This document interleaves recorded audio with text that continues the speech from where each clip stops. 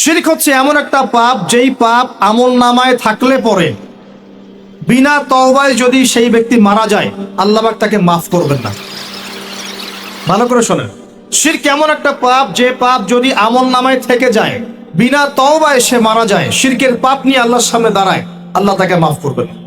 দলিল সূরা নিসা, আল্লাহ পাক বলছেন ইন্নাল্লাহা লা ইয়াগফিরু আন ইউশরাকা বিহি ওয়া ইয়াগফিরু মা দুনা যালিকা লিমান ইয়াশা।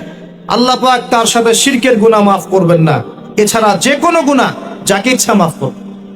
বুঝাচ্ছি, মনে করেন একজন ব্যক্তি জিনা করেছে, কথা নাউজুবিল্লাহ, একজন ব্যক্তি জিনা করেছে বা মিথ্যা কথা বলেছে বা ধরেন মদ খেয়েছে ইত্যাদি।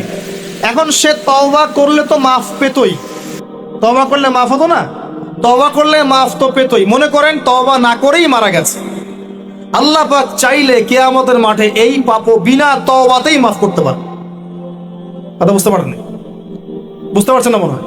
মনে করেন একজন ব্যক্তি মদ খেয়েছে, জিনা করেছে ইত্যাদি, সে তওবা করার ফুরসত পায় নাই, বিনা তওবায় মারা গেছে। আল্লাহ পাক চাইলে কিয়ামতের মাঠে তওবা না করা সত্ত্বেও আল্লাহ পাক তাকে মাফ করতে পারে। কিন্তু একজন ব্যক্তি শিরকের পাপ করেছে, তওবা না করে মারা গেছে, আল্লাহ পাক কিয়ামতের মাঠে শিরকের পাপ মাফ করবেন। আমি কি বুঝতে পারছি? অন্য পাপের কারণে আল্লাহ রাব্বুল আলামিন শাস্তি দিয়ে হোক, কোনো একটা ভাবে হোক, নবীর সুপারিশের মাধ্যমে হোক, তাকে জাহান্নামে গেলেও সেখান থেকে বের করে জান্নাতে দিবেন ইনশাআল্লাহ। কিন্তু শিরকের পাপ যার আমলনামায় থাকবে, তার উপর জান্নাতকে হারাম করে দেওয়া হয়েছে। বলেন নাউজুবিল্লাহ। সূরা মাইদায় দলিল আছে, শিরকের পাপ যার আমলনামায় আছে তার জন্য জান্নাতকে হারাম করে দেওয়া হয়েছে। শিরক মানে অংশীদার সাব্যস্ত করা, আল্লাহ পাকের সাথে কাউকে সমকক্ষ করা। শিরক কত প্রকার হয়? উত্তর 3 প্রকার। কয় প্রকার ভাই? বিশ্বাসে শিরক হয়, মানে আকীদায় শিরক হয়; আমলে শিরক হয়, মানে কাজে শিরক হয়; কথা বা লিসানে শিরক হয়। মনে থাকবে? 1 নাম্বার কিসে শিরক হয়? বলেন আমার সাথে। বিশ্বাসে শিরক হয়, আকীদায় শিরক হয়। 2 নাম্বার আমলে শিরক হয়, কাজে শিরক হয়।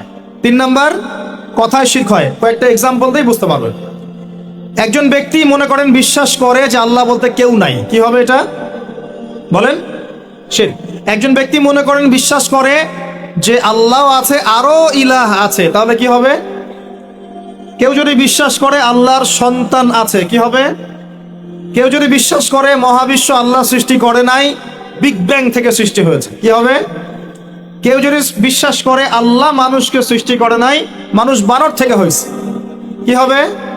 আচ্ছা, বিশ্বাসগত শিরক। কেউ যদি মনে করে আল্লাহ ছাড়া অমুকে আমার সন্তান দিতে পারে, কি হবে?